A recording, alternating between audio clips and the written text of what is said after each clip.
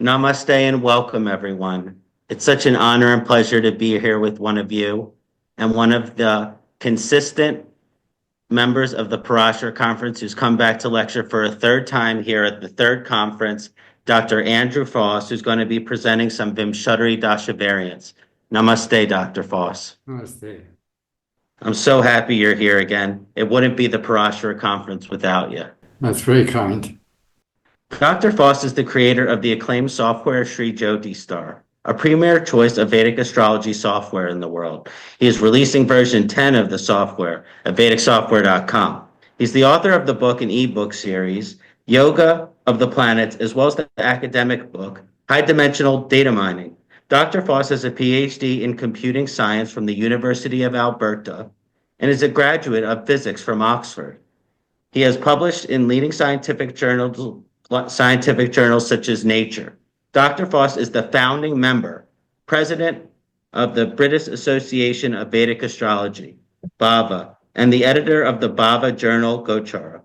For more than 30 years, Dr. Foss has lectured internationally on the topics of Vedic astrology and Vedic wisdom.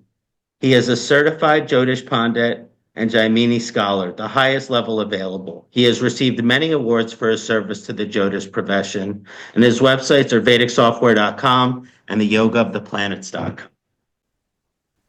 We'll just honor the gurus, the devatas. Aum Gurave Namah.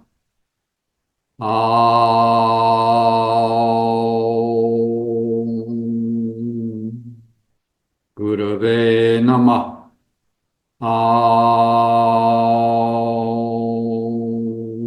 Gurave Namah. Ganganapataye Namah. Aim Saraswatyay Namah. Om Namah Shivaya.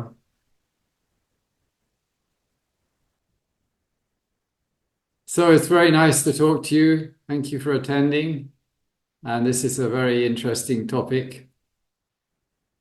It's a topic which is very, very little understood.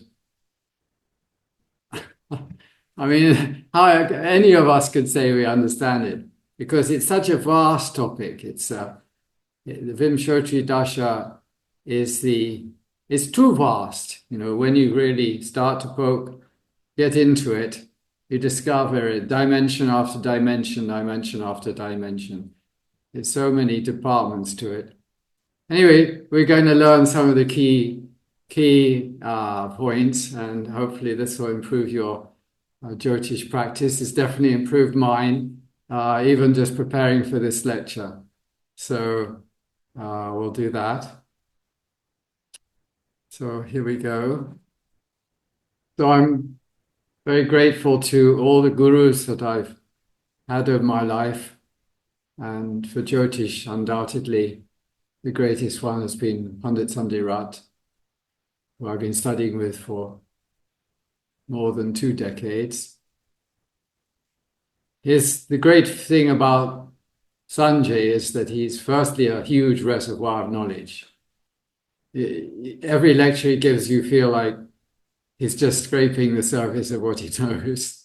But on the other hand, he's extremely generous. And every astrologer, Vedic astrologer in North America or outside of India, or maybe in India, I don't know, they are obviously benefiting from his wisdom, whether they studied with him or not. You can see from the way that knowledge is evolving.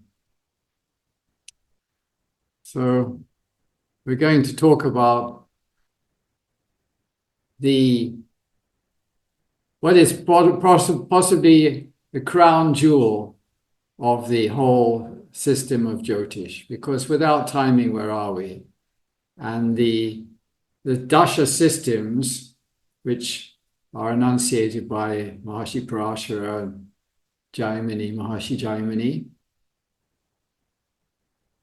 and to some extent elaborated by others, they are the powerhouse. Anyway, we'll get into that in a minute. So this is my book, The Yoga of the Planets. Now it's particularly relevant for this talk because in the last chapter, I focus on the Vimśottarī Daśā. There's 9 chapters for the 9 planets. Each one has 108 mantras for each planet. So it's about 1,000 mantras. And these mantras are provided to us by some rishis, we don't know who, but definitely they were great because when you look up a mantra for a specific planet, it's usually a wow, how accurate it fits the position of that planet, the nature of that planet in that position and so forth. So it's a wonderful way of understanding all the energies of each of the planets as they move through the zodiac. I don't think there's any other. It's really a unique kind of situation because of the genius of the rishis who produced these mantras. I've just provided a translation and commentary. But in the last chapter, I did derive the sequence of the Vimśottarī Daśā and also the lengths of each of the dashas directly from first principles. When we say first principles, the most basic concepts in Vedic astrology and a little bit of human psychology. The reason why Vimśottarī works so well is because it is entirely derived from the most fundamental concepts of Jyotish, and which means nature, right? So the principal thing is the tattvas. The root of the whole thing is the tattvas. And when you're studying Jyotish, the tattvas or elements are found everywhere. It's just throughout. And if you understand this properly and you see them when they're really appearing, even if they're a bit hidden, then you gain a lot more understanding and power of prediction. Because everything in the universe is made of these 5 elements. That's why Vimśottarī works. It's because it's rooted in the knowledge of the 5 elements and a bit of human psychology, because otherwise, how is it going to apply to us, right? So this is what makes it so effective. And then I talk about the Navatara. This is a very, very critical part of the Vimśottarī. And there's so much more to it than, the books generally, including the classics, they're very brief. They give some wonderful hints, but very brief. So if you really don't have a guru to elaborate a bit, it's easily missed or misunderstood or overinterpreted in a positive or negative way. So deeply diving into the Navataras is very important. But if this fairly extensive chapter at the end is very helpful for the ground understanding of the Navatara. So you can get this from Amazon. Then there's my software. My software is the tool I use for myself, you see. That's why it's constantly being tuned up and made more and more powerful because I have a personal interest. No, I'm not commercially interested, but I'm interested in it as a piece of not only, well, it's a piece of art, yes, but it's also a very powerful tool. And version 10 just takes everything to another level. There's at least 12 years of work went into it. You can't knock up these things in a few months. Some people do. There's a huge number of apps which were knocked up in a few weeks or a few months. The first problem that they have is weak atlas because they can't take it from anywhere. It's not,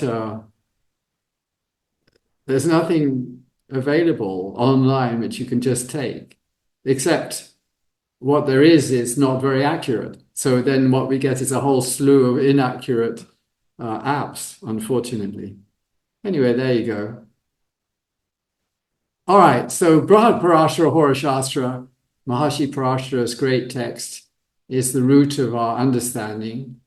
And it's usually presented in 2 volumes. At the beginning of the 2nd volume, we get the chapter on the Dashas. It's a long and profound chapter which introduces many, many Dashas. And I've implemented almost all of them.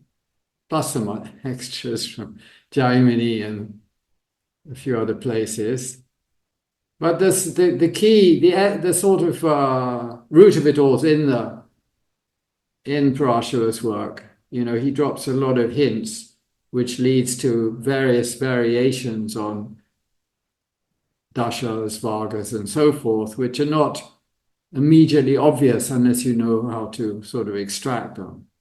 But this is his first teaching, the second line. In the first line, he's congratulating the first expression is his student asking to know about the Dashas. And then he congratulates his student on the excellent question. And then he says, Dasha bahu vidastasu, mukya Vimshottari mata. So this is the first expression and the key expression. Now, after this, he mentions the Stotri, Vimshottari, and so forth. So we have to understand this. In the Dasha, obviously, the first word tells you what it's all about, the whole chapter. Then Bahuvida, there's various divisions or types of Dashas. And then it says Mukya Vimshottari mata. And you see, this one sentence has been usually translated in a rather trivial way. They say something like, well, Vimshottari is the best of the Dashas. So everybody says, well, fine, we don't need to study anything else. And this is why I should think a significant majority of people studying Vedic astrology, all they know is this, what we call regular Vimshottari, the most basic form of Vimshottari, which is a very, very tiny part of the whole thing. Very, very tiny. But this is not the intention of Maharishi Parashara. You see, mukya is related to mukha, the face. The face is the first thing, really, is the presentation of yourself. So the word mukya is related to what is the leader or the chief or the most eminent. And then mata. So it's a question, it can be interpreted as an opinion. Like it is an opinion that this is the best of the Dashas. That's one way of interpreting it. For some reason, one of the more frequently used texts says, this is the version for the common man. I don't know how he got that, really, but then you could have interpreted it as this is for the leaders. Mukya, you see. But really, usually when that kind of translation comes in one of these texts, we know that they're just either hiding something or they've deviated a bit, because Parashara doesn't give kind of political or whatever such statements. Every word is a specific, precise statement that is about the technique and how to use it. Because until recently, only people would ever see this text are the senior students of the astrology. So you don't need to tell them.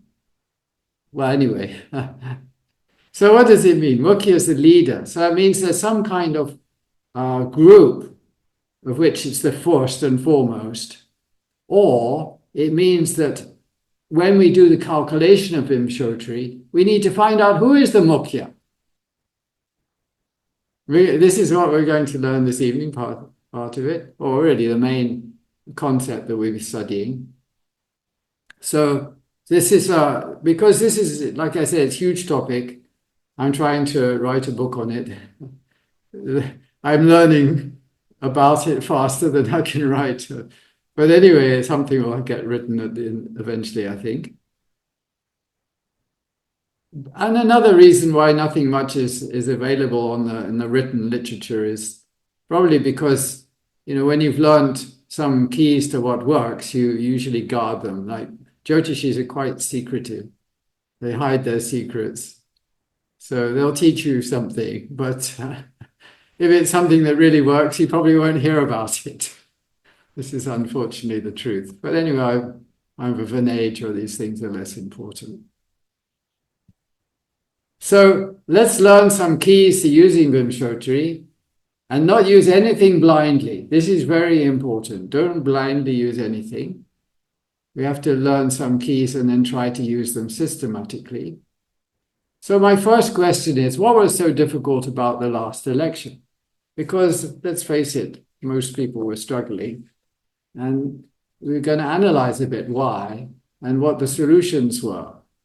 And then there's the question of what are the correct birth times? Because of course, you can use Vimshottari in reverse to do rectifications.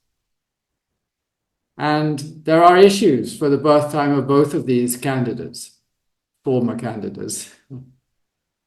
So let's have a look at that. We're going to actually look at these charts and study them.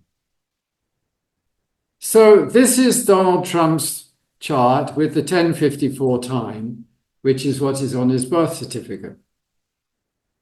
Now, I've only used this time really because, well, I'm going to discuss about why, but I have had at least one fierce email from someone saying, oh, you know, his mother said this or that, or there's some time that's earlier, which gives him a Cancer ascendant.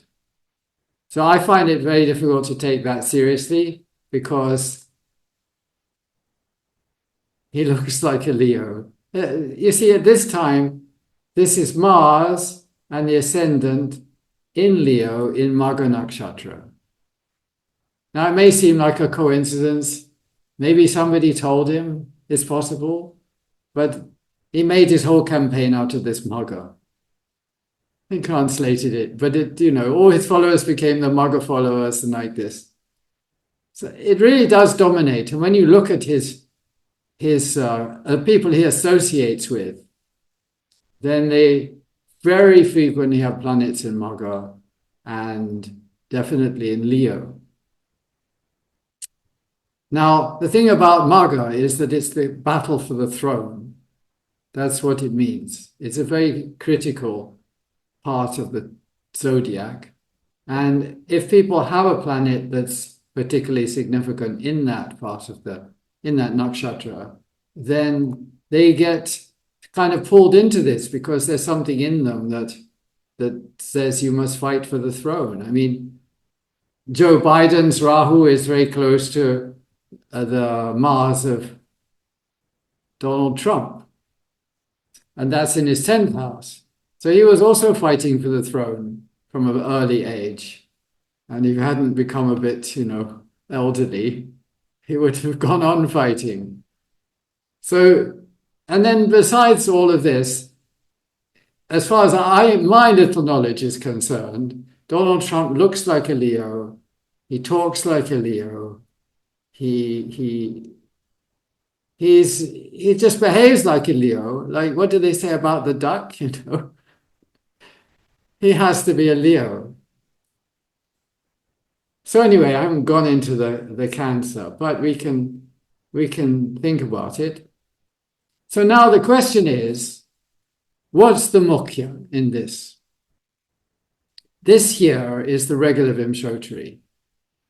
In my software, if the Vimshottari or any other Dasha is being calculated in the standard way, which means here from the moon, it won't say anything after the word of Vimshottari here.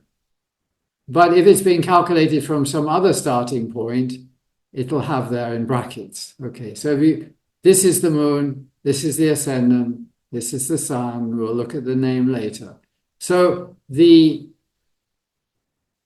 question is, you know, what's going on? So if we look at the regular Vimshottari, then leaving aside all these other people. So what we see is that he set up his first exploratory committee for becoming president as soon as fairly early. This was for the 2000 election. So this was really the beginning of his Rahu Dasha. So you look at that and you think that makes a lot of sense. Rahu is here with Sun, highly political yoga, and it's in the 10th house. So, you know, it makes sense, right? And then right at the last few days of Rahu Dasha, in Rahu Mars, he becomes president. So this is also a big, makes total sense, because in this chart, the principal Raja Yoga is coming from Mars. Mars is the lord of the ninth and the fourth in the first. And it's the dominant Raja Yoga. So you think that all makes sense. But then you're faced with the fact is, well, what's happening in 2020? So it's Jupiter, Saturn. Saturn's here in the 12th house. Saturn's not in any way a Raja Yoga planet. It's with Venus, which happens to be the lord of the 10th and the 3rd. But it's still difficult to say whether it's really Raja Yoga planet. So it becomes a bit confusing. See, what are we going to do? So, okay, he loses in 2020. And we say, fine, he lost because it was Saturn in the 12th house. Then we come around to 2024 and he's in Jupiter, Venus. So that also looks bad, doesn't it?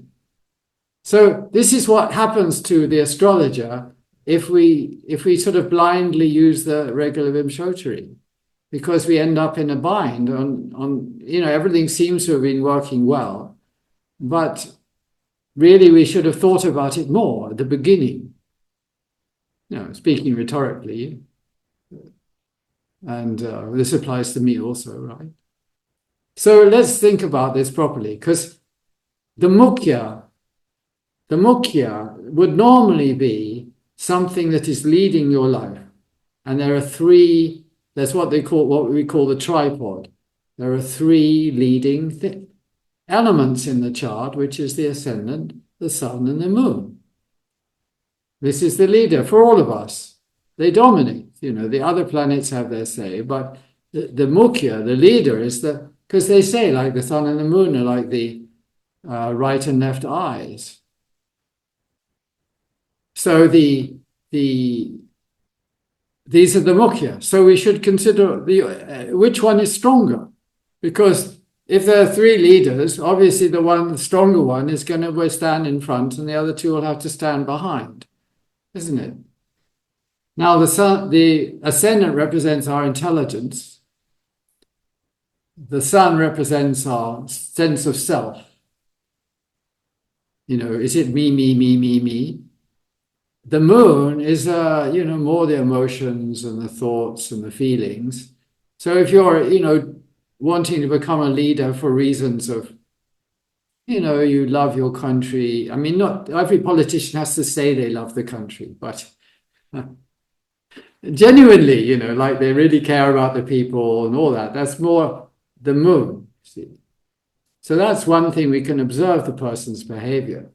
But we should be serious astrologers, and we should look at the chart. So if we look at the Lagna, we see this powerful Mars in Leo. It's a definitely Raja Yoga planet, but it's just Mars. If we go and look at the moon, we see the moon here is with a very powerful Ketu. Ketu is actually in its own sign, which cannot be said for Mars.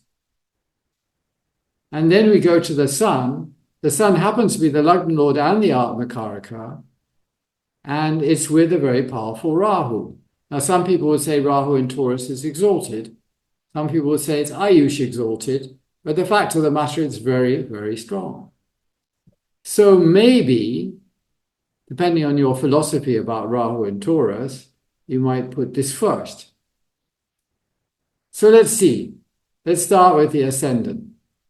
So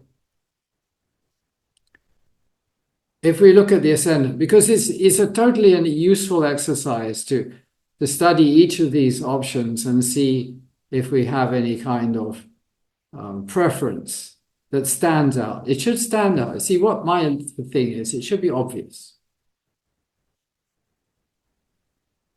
If it's not obvious, then either we've got the wrong dasha, then we've got the wrong dasha, or we have some bad data, one or the other. Because if you have the right dasha, then it's kind of click, click, click. Everything clicks. That's the sign that you've got the right dasha. So the most important job of the astrologer is to get the right dasha. And this is not necessarily a trivial job, because it's a matter of experience. But so that's what we're learning today. We're going to study some of these tough situations, and we'll see how to really determine You get some clues anyway. So here we are. He's running his exploration for his first run for president during Rahu Shani. Then he becomes president during Jupiter Mercury. So what we've got, each time we see one of these things, we have to say, does that really, is it convincing? You know, Mercury, what's good about Mercury? Mercury's in its own sign in Ardra. So I think being in its own sign is one thing, but it's the 11th house, it's in Papakatari, and it's not fantastic, really. You know, it's not Raja Yoga. The only thing good about it, really, is that it's in Ardra, and Ardra is ruled by Rahu, and Rahu is in the 10th house with the sun, which is some kind of a good yoga. It's a Siddhi yoga, basically. What we really want to do is find connections to the Mars, because Mars is the key. I put the nakshatras here because when you're doing Vimshottari, if you don't look in the Dashas for the nakshatras, you're definitely not going to get it right. So you have to always pay attention to the nakshatras. The first time I mentioned this in a lecture, there was our dear, a very great Indian astrology was attending the lecture. At the end, he came up to me, he said, "You're giving away all the secrets." Never mind. So anyway, Mercury, I'm not terribly convinced here. Jupiter, you see, Jupiter's in Chitra. So Jupiter's definitely actually got something significant about it. But the Bhukti Lord must also be contributing. So we're a bit worried about that. Then we have Jupiter, Venus. Venus is in Purnavasa. What's that doing for us? And then we have 2024 here. And we have Jupiter, Rahu. And, well, that's a possibility. There's something about that. You know, Rahu is in Mrigashira. But if we add it up, we don't have enough clicks. So let's leave the ascendant. And we're not too happy with the moon either. So let's try the sun. All right. So he set up his exploratory committee. Again, it's Saturn Rahu. Well, it doesn't make sense because Rahu is the planet in the 10th house. That didn't go anywhere. Then his Mercury Dasha started, and he actually became president in Mercury Jupiter. So we've already flagged Jupiter as a possible positive bhukti. Mercury is probably good enough. And then, here you see, these are the events. See how all these people I put in. It's all written up on my website. If you go to vedicsoftware.com, there's a whole article discussing him and his associates. So then 2020, actually what's interesting is at the beginning of 2020, Ketu Dasha starts. So there's a change of Dasha. Now let's compare Mercury with Ketu. Well, Ketu is in Jyeshta, which is the nakshatra of Mercury. But it's in Scorpio, which gives it a direct connection to Mars. So Ketu looks quite interesting. And then we have Ketu Venus in 2020. Well, we've already kind of written off Venus. So that didn't work, right? So it didn't work for him anyway. And then we go to 2024 and we have Ketu Jupiter. So this is working. So 2024 win, 2020 lose, and 2016 win. This is what this is indicating. So we're looking at a clear winner amongst the Mukhyas. We've got the ascendant, the moon and the sun is out there in front. Definitely, no doubt. I mean, if we had looked at this chart and said, okay, I'm going to use the sun, then we would be giving the correct prediction without a lot of trouble. Of course, we have to look at the other candidate. So we're going to do that next.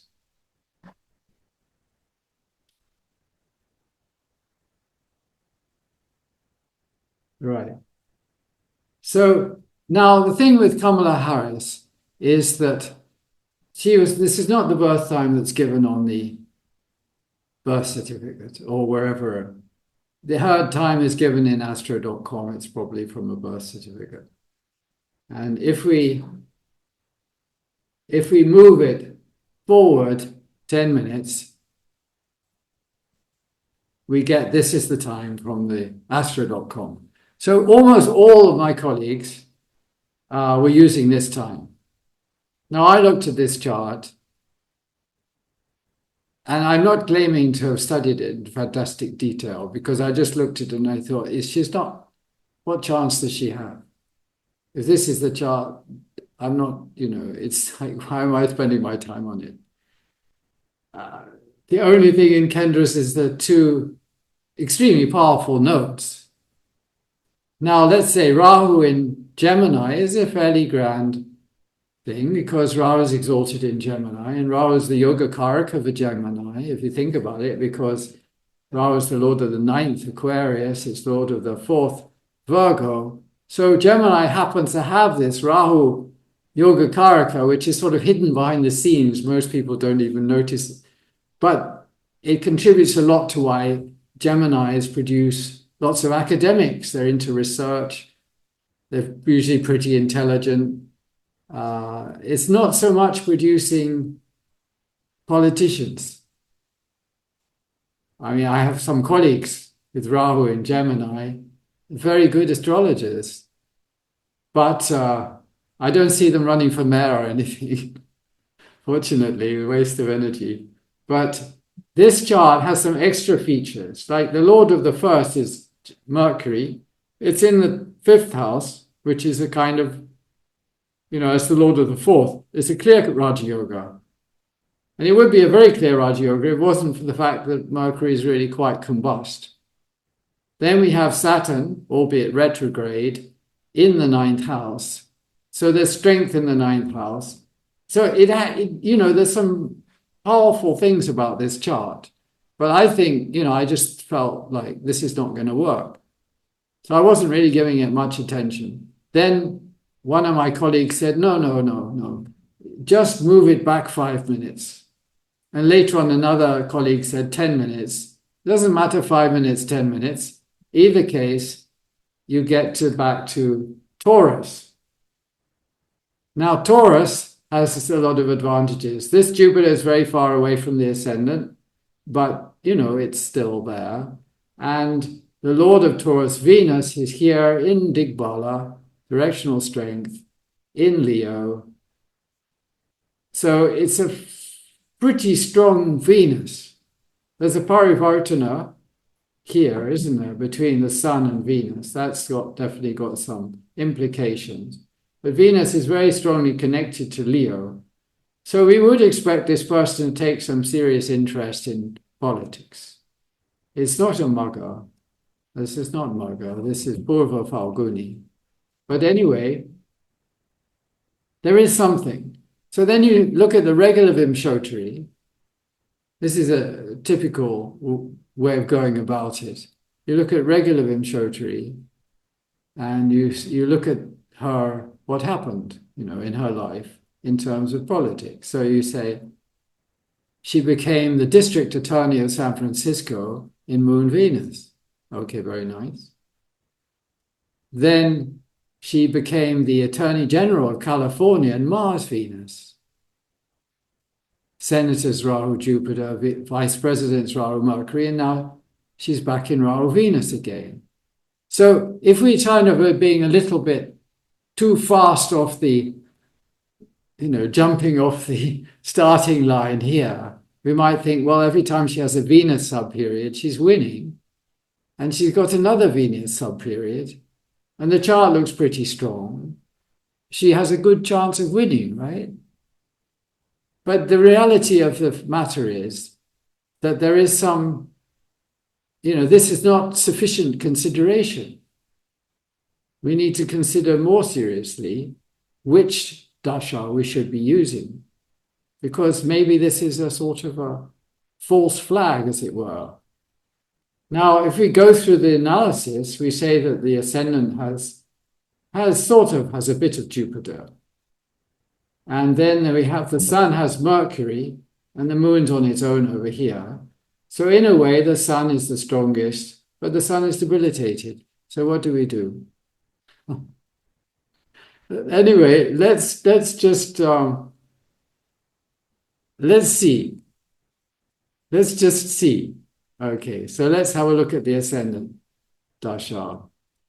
So if we look at the ascendant, we've got this series of successes that she had in her career. So from the ascendant, she became the district attorney of San Francisco when Saturn started. She became the Attorney General of California in subperiod of Venus. And then Saturn Rahu for senator and Saturn Jupiter for vice president. So every single one of these achievements occurred during this Shani Daśā. Now, if we look at this a little bit more, Shani is in Dhanishta. She has this Mars here in the third house. Now, Mars has got the point of being the lord of the moon. The moon is in Ashwini, so it's connected to Mars and to Ketu. Ketu's exalted. There's a good point. Mars, we say, debilitated. Well, Saturn is the one that's cancelling the debilitation of Mars. So Saturn definitely has something going for it. So we have Saturn being particularly strong. So there's something going on there. Saturn, Venus, well, Venus, the Purva Falguni, maybe. Saturn, Rahu is exalted. Rahu is giving a very good yoga, Lord of the 10th in the second house here. And then Saturn, Jupiter. Jupiter, on the face of it, is not fantastic. This is for this chart. If we go back to this other chart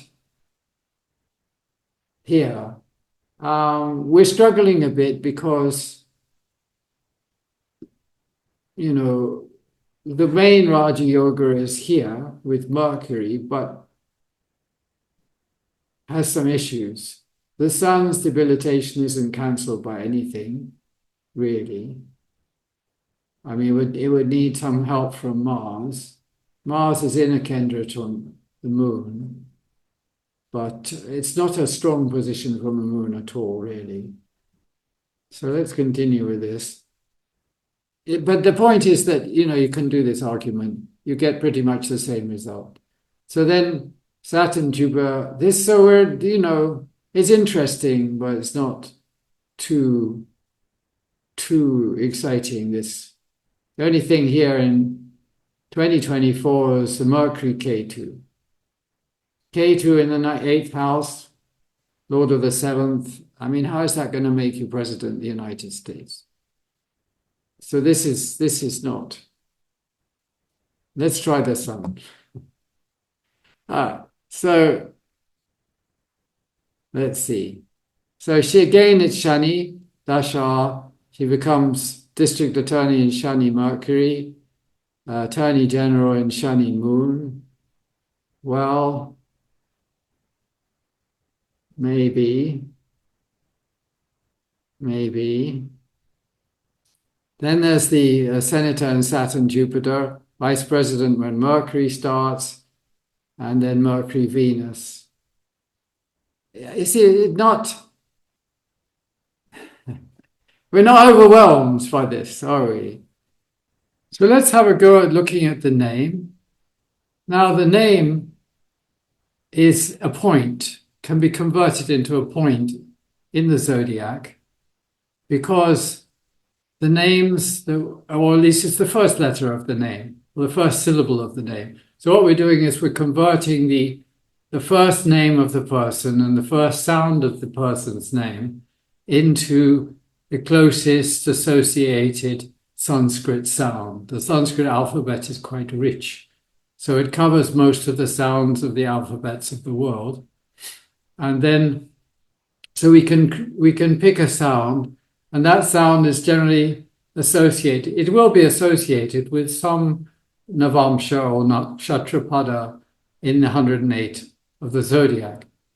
So we can convert it into a degree, and that degree will give us a Dasha as well. So you can see in the chart that we have the name. You see Kamala is a Mercury Gemini name. And actually this is very close to the ascendant if she was 21, 28. So in fact, all we've done going back 10 minutes is move the degree of the ascendant a little bit away. It's into another sign, but it's only a couple of degrees away from where the name falls. So at the 21, 28, one of her strengths is that her name is highly synchronized with her chart, we can say.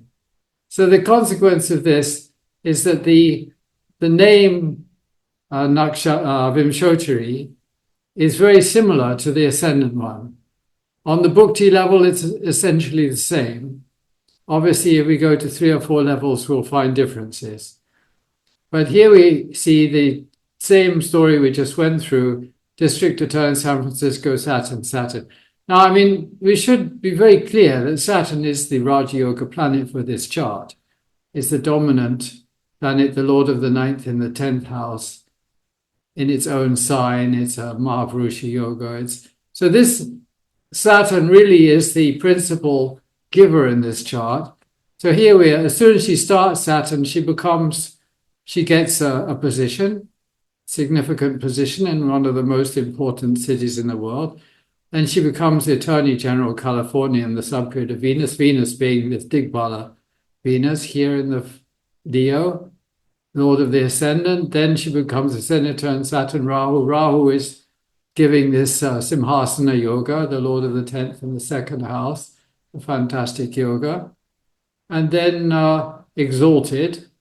So she becomes a United States Senator, which is no small achievement. And when Mercury starts, she becomes the Vice President. So here's a difference between the ascendant and the name, is that here she's becoming Vice President in the subperiod of Jupiter, which we were a bit skeptic about. And here she's becoming Vice President when Mercury starts. Well, Mercury is possibly in the 21-28 chart, it's a Raja Yoga planet. So some people say, well, first she was not winning the Democratic primary, and then she dropped out, and then she got chosen as vice president. In any case, somehow Mercury made her the vice president. So it's a quite possible thing. I mean, if we look at the thing, Mercury's in the nakshatra of Rahu, and Rahu is exceptionally powerful Raja Yoga here. So why not? Mercury could give. And then we have Mercury, you see. Now then we have in 2024 it's Mercury, Venus. So is Venus offering anything? Not so much. I mean, it's not a Raja Yoga planet. So really, on the face of it, this name Vimshottari, which is quite similar to the ascendant, we have a slightly different position for 2024 between Mercury Ketu and Mercury Venus. But I think Mercury Venus in Digbala, we know that Venus in Digbala in the chart will give you tremendous publicity. Let's face it, she's had fantastic publicity. She's had enormous crowds. I mean, there was a point in one of her events in Houston where there were 2.5 million people watching online, maybe courtesy of Beyonce. But, you know, you don't see these sort of things normally for politicians. But it's not giving her the job. So I think all in all, of these 4 choices, our best option is the Vimshottari for the name. One thing we should note is that if we did the strength calculation, we would say that the ascendant is not very strongly associated with this Jupiter, so it's not particularly strong. And then the moon is alone, and the sun is a bit weak, even though it has Mercury. And the name is with this exalted Rahu. So we would probably decide to go with the name if we were we would look at the sun perhaps, but we would definitely consider doing the name. And that is the one that turned out to be best. So I wanted to try some charts where we weren't really sure of the birth time and see if we can use this technique to help us pin it down. So the first person who came into my head was Keir Starmer. He's the new Prime Minister of England with a huge, huge majority, despite, getting less votes than he did when the party lost heavily in the previous election. So it's just because the so-called Conservatives fell apart. They split into two, and then that left But you see, if somebody does have a great achievement like that, it's not really about the politics, it's about the person and their destiny. They have a destiny to become the leader, so of course the other people goof.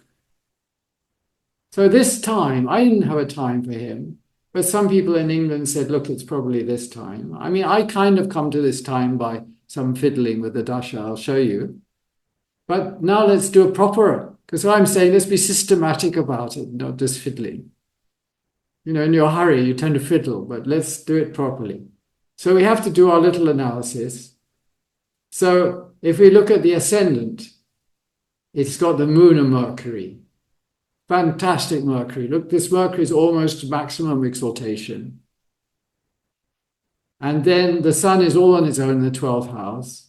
So there's no competition. The ascendant is so strong that the name is with Mars. It's okay. But there's nothing to compete with this moon and Mercury if this time is correct. So then our question is, which is stronger? Is the ascendant stronger or is the moon stronger? Well, if we were having an in-person session, this would be nice because people would give their different opinion. But anyway, let's look at it very logically. The moon is with Mercury and the ascendant is with the moon and Mercury, so the ascendant is obviously stronger. Do you get the logic? From the ascendant's point of view, it's got two planets. But the moon only has one planet supporting it, so the ascendant is stronger than the moon. This is the sort of obvious logic. Let's see how it works. So let's look. I've got lots of events from him. We can close this down now. So he's a very private person. Why is he very private? Yes, I'm sure you all put your hand up and said because the sun's in the 12th house. That's definitely one thing, K2 in the 5th house. He's got a lot of privacy tendencies. So we don't know even when his children were born, but we know the year.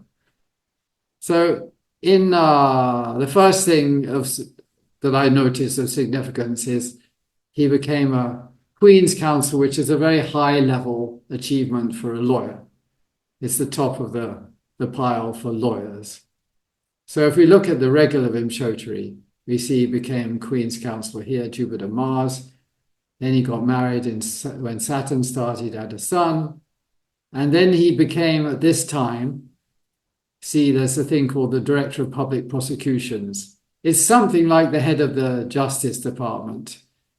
It's a very senior position.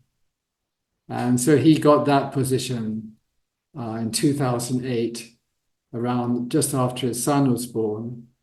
So that's Saturn, Venus. Now, you notice Venus is very strong. Venus is in Libra and in the Lord of the 2nd house, Lord of the 9th house. Fantastic yoga. So we've got this Mercury is absolutely dominating, and it's the Lord of the 10th. Venus is extremely potent. Moon, of course, is strong. Saturn is strong. So he's got a lot of strong planets, particularly with this Lagna. So anyway, Saturn's carrying him forwards. Venus is particularly helping him. And Mercury, he started at the DPB under Mercury. Then he left because he had some other things to do, I presume. He was given a knighthood at the same time for his services. So he's Sir Keir. and then he became a member of parliament. So this is where his whole political career really got going. And then in 2017 became the Right Honourable in Saturn Mars. That means you're fairly senior member of parliament, sufficiently senior that you get included on the so-called Privy Council that used to advise the king. Well, it still advises the king, but it's not quite what it used to be, but it's still an extremely high honor in Britain. And then in Saturn Rahu, he became leader of the Labour Party. Once you become leader of the Labour Party, you just have to get your party to win the next election. If you don't win the next election, you probably have to step down. So it's your chance. And then in 2023 started Mercury Daśā. So let's face it, this is, Saturn's very strong, Mercury is overwhelming. So that's where we're at. So this looks pretty good. Now we wanted to compare it with the ascendant. I mean, we could have picked some holes in these buktis a bit here, but let's see this. Yeah. So in the ascendant Dasha, Saturn started, he became a Queen's Counsel when Saturn started. So it was all starting a little bit earlier. So the buktis are different, you see. He got married in Saturn Ketu. We could find some logic for that. After all, Ketu is also a lord of Mula Trikona, is said to be. Pisces works really well. Seventh lord, we could say. And it promotes children. Lord of the fifth. There's rules here from Jaimini that why the Ketu is going to force the person to get married, start having children, is a well-known thing. So this Saturn Ketu is an absolute slam dunk for getting married. And then a Sun and Saturn Venus. We could find some good logic for that. And then he became head of the DPP at that stage. So Venus, we've anyway decided, is extremely good for him. And then he left during Saturn Moon, and he became a knight, and then he became an MP in Saturn Rahu.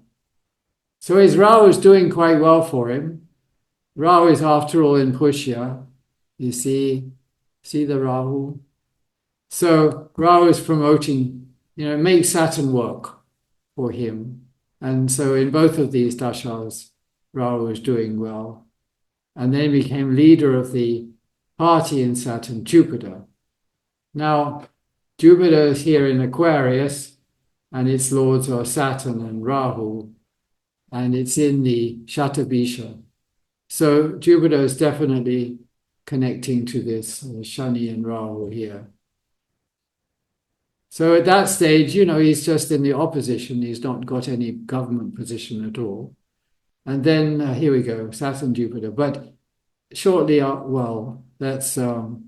he became leader of the opposition in 2020, which was just a few weeks before Mercury started.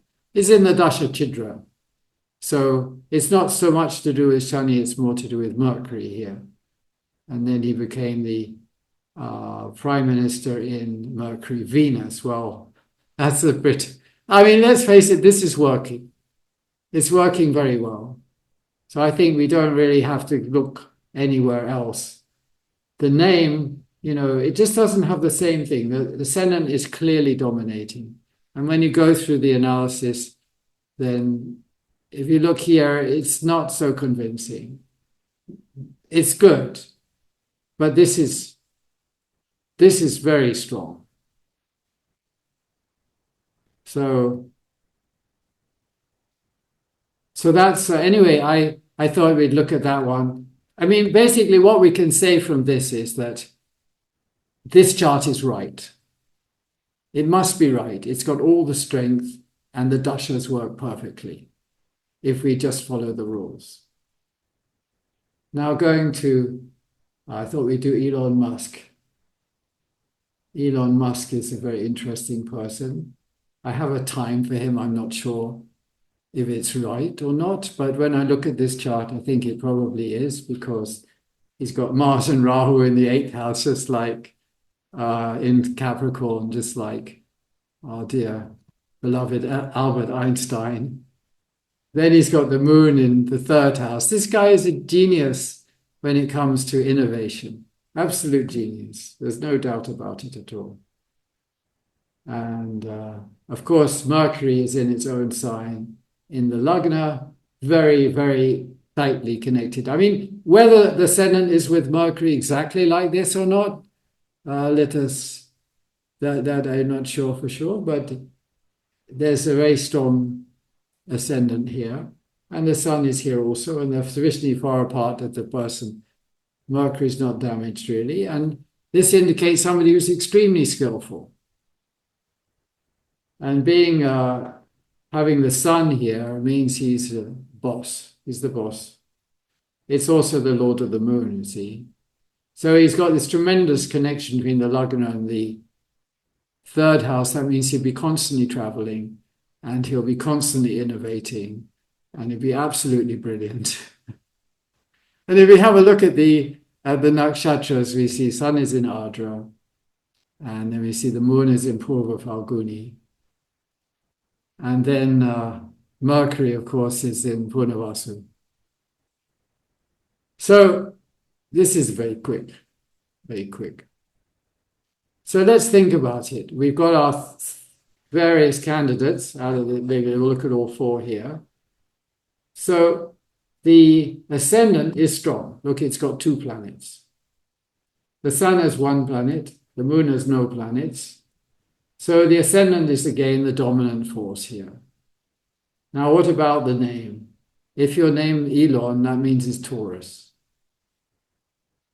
So there's something about this Taurus because, you know, your name nakshatra, your name Dasha is working to some extent for everybody. It's just a question of relative strengths.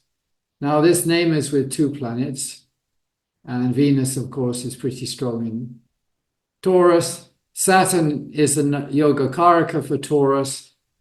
Of course, you don't really want Shani in the first house, but the guy works really hard.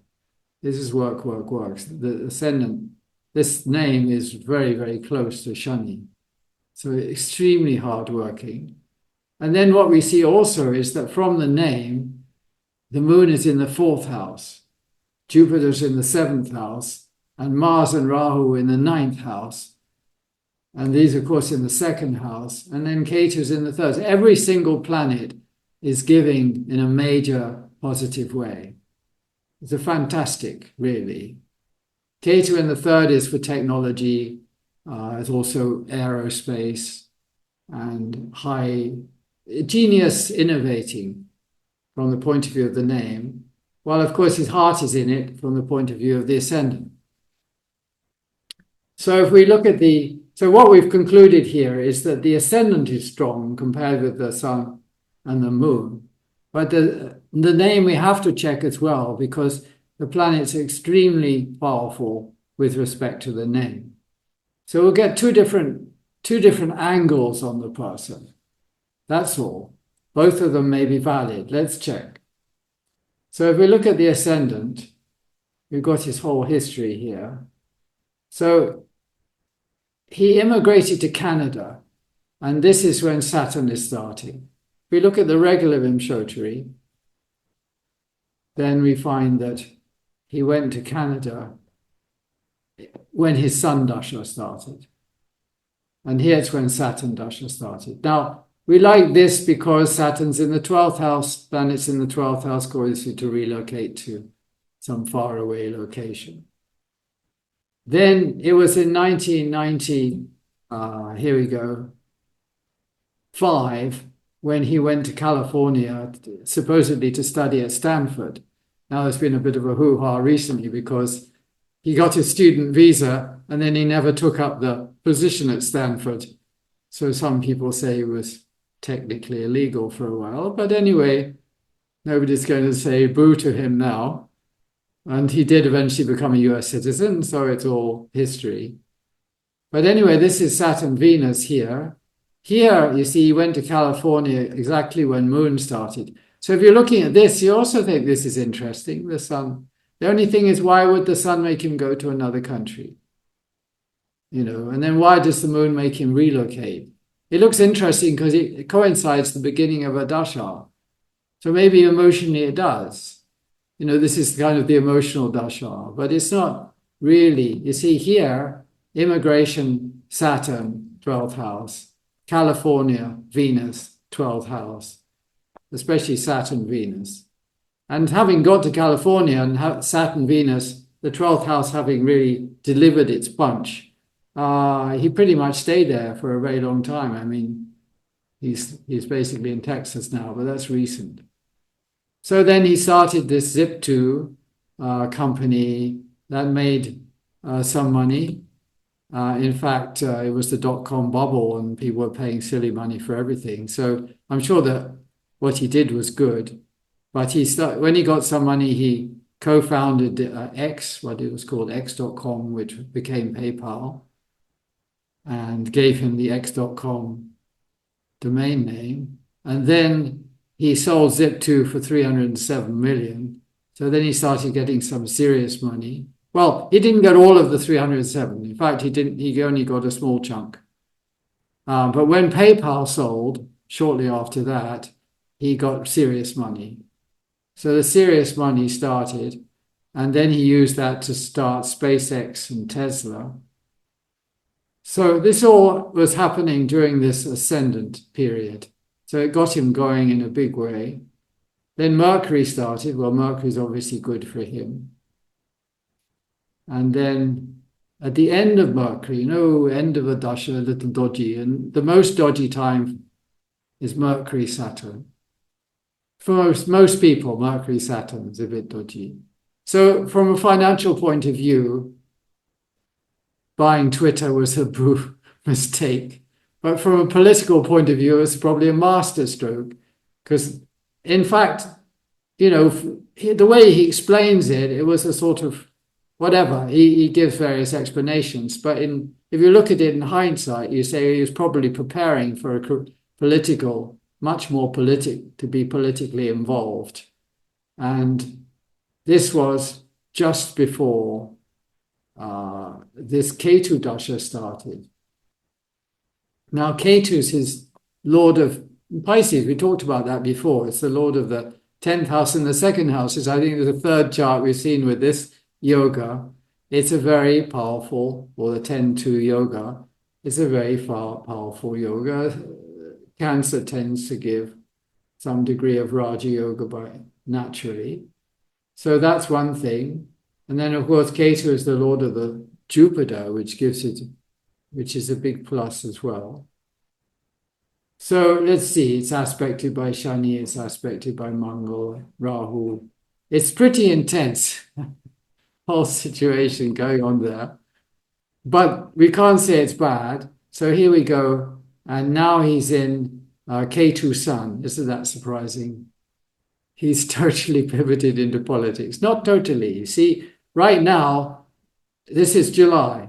When did he join up with Donald? I think this is something around here. So this Ketu Sun has given him a big dose of being involved with the government. He's been very unhappy with he claims the Democrats have been harassing him. I hope that was not true, because they shouldn't have done it. But they may have very good reason for it, who knows. But anyway, the fact of the matter is, in a few days, when this Ketu moon starts, this Ketu Sun is over, and Ketu moon is in the third house. So we may see a bit of a pivot back towards his companies and all that. But, obviously he's going to do his job for the government also. So this is the ascendant. It seems to be working very well. So let's consider the name. The name seems to have a certain strength, being associated here with Venus and Saturn in Taurus. It's quite strong. So let's see here. So he immigrated in Mars Moon. That's to Canada. Well, maybe. Some people would say, Parashara says that the moon is the owner of Taurus along with Venus because it's the Mula Trikona of the moon. So we could say the moon is the 12th lord. So that's okay. Then he went to California and Rahu Saturn. So since we're taking it from the name, Saturn, of course, is in the 12th house. This is from the ascendant. But it also initiates a period of extreme hard labor, which is what happened. He just threw himself into this, the Silicon Valley startups, and he was working, his typical 24/7. But I don't know if he was doing that before that. It seems to have started here. So X.com, Rahu Mercury, that looks pretty promising. Second from the name, money on the horizon. Quite a lot of money came in during that period, and he was able to start a Tesla and SpaceX because of it. So SpaceX 2002, year in Rahu Venus. Well, Venus is all about vehicles, of course. Venus in the 12th house, you want to go to Mars. That's how it got started with the Mars Exploration Society, or whatever they call themselves. So that all seems very fine. I mean, this is the Rahu period. So what is Rahu for him? You see, if we take Rahu in the 9th house with this exalted Mars, then that's a fantastic yoga. Rahu is the lord of the 10th and the 9th. It's fantastic, with the 7th lord. The 12th lord is contributing in a certain way, but there's no doubt that it's a very, very powerful yoga. So Rahu is just driving him. And it's all this kind of genius thing about his, Einstein had one really good year. I mean, he did many good things, but there was one year that's famous. Well, Elon's just gone on creating, maybe not on the same level, but in a very extensive way. So then he got into Jupiter, and that kept going. And then the end of Jupiter, when he got into Jupiter Rahu, he took over Twitter. So I think there would be other people who would also agree that Rahu sounds like it could be the right period for taking over Twitter. It was a kind of political move with very little financial sense to it. And then, of course, his innovation was to fire 80% of the workforce, get rid of one of the 3 servers, and various other drastic and sort of apparently quite sudden. He's someone who makes quick decisions. But that, of course, is the powerful Atmakaraka Mars. So it's just him, naturally. But it's a very political situation. So then in 2023 enters Saturn. So now he's in the Saturn period as far as the name is concerned. So what can we say about Saturn? From the point of view of Taurus, Saturn is, of course, the Yoga Karaka. And it's there with the Lagna Lord. So if we take this as the Lagna, then this Saturn period, which, of course, it's what is working here as the Vimshottari from the name, then this period is also extremely productive, we should expect. But when you have Saturn in the 1st house, there's the saying that it's Marana Karaka Sthana, which means that, it could be a little bit deteriorating for his health and well-being. I think people say he doesn't do like yoga or even that much exercise. He just works. And that's why Saturn in the ascendant is, tending to kill you, because you work without really those things which revitalize you. And he has this very big goal of getting his spaceship to Mars. And it said a while back, not too far back, that he was starting to get worried because he didn't know if he'd live long enough to see it. Well, we do hope he lives long enough to see it. We love Elon, however crazy he sometimes appears to be, and is much appreciated. So what we can see is that actually the name is working good. The ascendant worked pretty good. And this is what we would expect from this chart. So we can say that this chart seems to be quite accurate. But whether the ascendant is right or not, we still have the name. And that's the great thing about the name version of Vimshottari. It can be exceedingly accurate, and yet you don't need to know exactly the time that the person was born. Okay, good. Let's see if there are any questions. Hey, Dr. Foss. I have a question here. Yes. Have you ever used N.A. Nakshatra in anything beyond personal mantra? And so this is very interesting. As Vimshottari, is there an art to this and how to learn its nuance? It's quite remarkable. Are there other forms of Vimshottari? Yeah, you see, there are, like in my software, there are, I think, 23 different points you can start the Vimshottari from. So you could get a bit lost in it. And some of it's extremely advanced type of stuff. But what I wanted to do is focus on these things because these are kind of the mukhya. They're standing in front. So if we don't have a strong grip on these four in particular, then the others, we're still going to be sort of flailing around a bit. You see, there are other possibilities. For example, just try move this.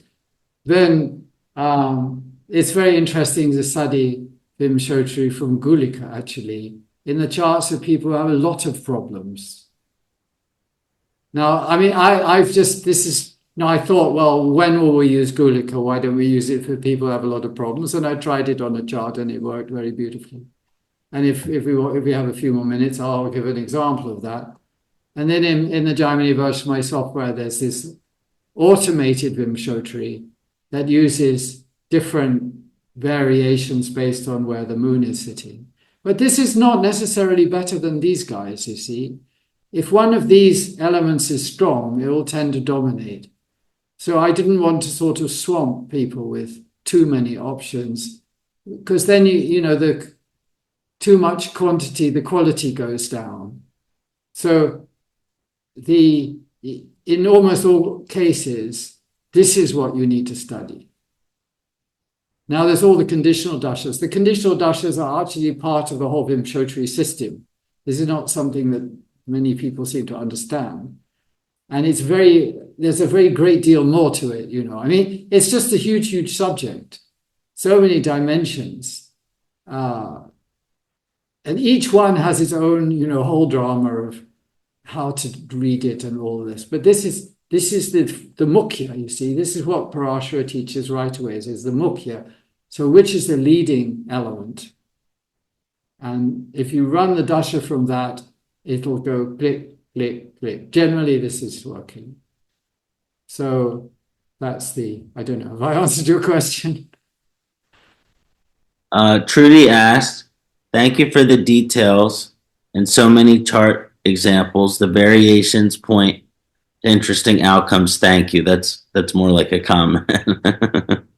I mean, using Vimshottari is a treasured secret, basically. Even this level has not really been taught much.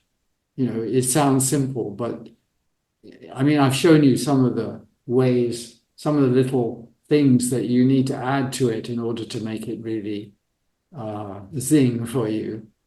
And if you do this, you'll get much better results. The thing is not jumping to conclusions. You need to look at the chart and really decide who's leading. Because this applies throughout the whole Vimshottari system. Even if we get into conditional dashas, we have to know who is the leader of the dasha. And for that, we have to, Parashara gives certain clues, but it doesn't give us like an easy list. So I did a lecture on the Ashtotri Daśā, which is the second one that Parashara mentions. And that pretty much tells you how to do it for Ashtotri. Dr. Foss, Sat Sri Khalsa is here, and she asks, is the Hoda chakra used for nama, or Yes, how to?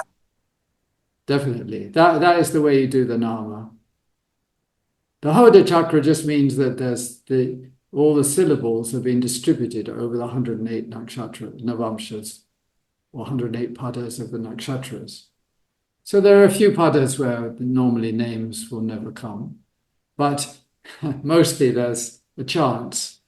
And then the astrologers have taken the Hoda chakra and simplified it into 12 rashis. And I put this just for the convenience of my users in the reports here. It says nakshatra qualities. Now this has the whole Hoda chakra in it. See, this is the Hoda chakra here. Of course, it's doing all the job for you and telling you, but this is the, and there's an alternative sound which comes from Briyat Samhita, but I've never come across anybody using it. And then at the bottom, it has the sounds for the rashis. So if you're giving names to children and things, this is usually what is used. It just gives more flexibility to the parents about their choice. But what's nice is having the name. You see, this is the name. Putting it in the chart gives you a lot of options. I mean, here you can see it's in the last pada of Kritika.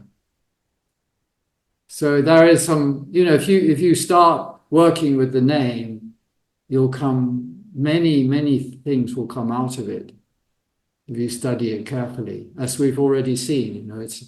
It's a very potent lagna, but it depends on its relative strength.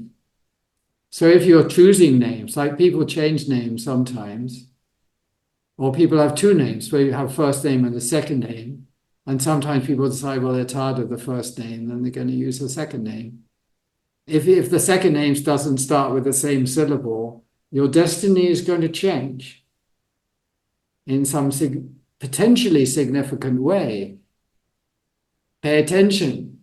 Is the planet we're switching to stronger or weaker? Or where is it in the chart? What is it doing to me?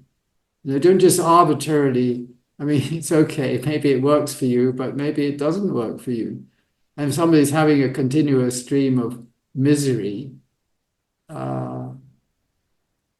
it might be good to change the name in some way. Like, suppose it's a young child, but everything is going wrong. You could look into it, if the name is very poor, because sometimes the name is just in the sixth house, and the person has one ailment after another. And then you can't just stand by and do nothing. I mean, you can have a serious discussion with the parents about, is there any other option? And you can make some suggestions. I mean, this is not something that should be done by the amateurs. I mean, when I say amateurs, I mean people who haven't had a lot of experience with this. But anyone can start getting experience, just be working with it. After a while, you become a professional level user of the name. So we should be, I mean, the main thing in Jyotish is to maintain a lot of humility, because we should understand very much that what we don't know is very, very vastly bigger than what we do know. What we know is always small, whoever you are. How many lifetimes you've been studying, it's still only a little bit. And if you have that kind of attitude, you tend to you give correct advice, because it's not coming from any kind of ego trip. It's just you're doing your best, isn't it? So having the name in the chart is very useful, and having the name Dasha is very useful. And there are probably a few other places in the software where the name is used. There are, here and there. You can put the name into the Varga charts. You can put it into any of the charts, actually. So you can put it in the Sarvatabhadra chakra, where it will appear in a nakshatra, and so forth. You can label it. Here I've got this Atmakaraka and all that, but you can put labeling. Here you see, for example, this is here, Venus is in, why does it say Venus K2? This is the nakshatra lord, I think. Yeah, Mrigashira. No, it's Mrigashira. So what do we? I can't remember what I picked. Let's see. degrees. Here we are. Oh yeah, this is a very powerful technique. This is whole part of Vimshottari actually. The Tarabala natural lord and the Dasha number. This, I don't have the time to teach this, but I've done 1 or 2 lectures on it. It's like the there's this secret hidden planet behind this planet. So Venus tends to act like Ketu. Saturn tends to act like Jupiter. So, I mean, this is just another thing, but it's all based on the Tarabala, which is the basis of the Vimshottari. So this is how Vimshottari works its way into so many things, so many places. Yeah, that's why I say it's a very, very big topic. So keep it simple, and you can just learn one extra thing at a time is the best. Elise asked, maybe it was you mentioned it, but how do you add Nama to the chart? Yeah, so you just click and you can type name in chart. You see in chart name or the first sound. If I just done the chart options, like we click on the chart and we go for chart options, and then we look for planets in the chart, and then we'll see the name. It's in here. There you go. So these are all the choices of what you can put in the chart. These tend to get added to, but right now this is what, there's a limit to how many points you want to have in the chart, but you can have different charts with different things in them. But this is how you put the name. It's extremely convenient and easy to put the name like that. If you uncheck it, it goes away. You know? After you click done, you have to click done or click the check mark here. So if we want to put it in the Navamsha chart here, you see, so we can put it there. Now, if you, just for the people using my software, once you've clicked on something once, it's in the favorites list, which is this red heart. So, and this is sorted alphabetically. So somewhere we should find in the chart name. Here you are, you see, you can just click it. I mean, if you keep having to click something, it's very convenient to have it sitting here, and it will stay in approximately the same place, so your eyes tend to go straight to it once you've found it. So here you are, you see, the name is appearing in Pisces with Saturn. The main thing is this name is really dominated by Saturn. So even though he looks like, you know, if you're Mercury and Sun in the Lagna, you could be a bit of an intellectual, a bit of a bossy chap, and you never lift a finger, right? But not this man, because he was given a name which was conjunct his Saturn. Extremely hard, too hard worker. I mean, he's famous for wondering why the staff are not in the office at 9 o'clock at night and getting angry about it. You know, you expect to work 24/7. I mean, it'll be interesting to see what happens when he starts being in charge of government efficiency. We don't know if he'll fire 80% of the civil service or whatever. Maybe he'll introduce longer work hours. I mean, there'll be a lot of resistance, but this is his tendency, and it produces results. He's killing himself and everybody else, but the achievements, I mean, who has achieved what he's achieved? It's outstanding and incredible. He truly, you know, maybe he's America's greatest asset at the moment. Who knows? I mean, not everyone may be happy with him, but you can't get round his genius. That's obvious, isn't it? Just wait to see when his army of humanoid robots gets released. Oh, it's a bit scary, huh? Any other questions? That's all, Dr. Foss. All right. Thank you so much for concluding the third day of the third annual Maharishi Parashara conference. It's been such a pleasure to have you lecture here again. Thank you for taking the time and elaborating on these Dasha variants. It's so appreciated. Oh, good. Yeah, we can do more at another occasion. Perfect, It's perfect. just the jewel of the whole system, really.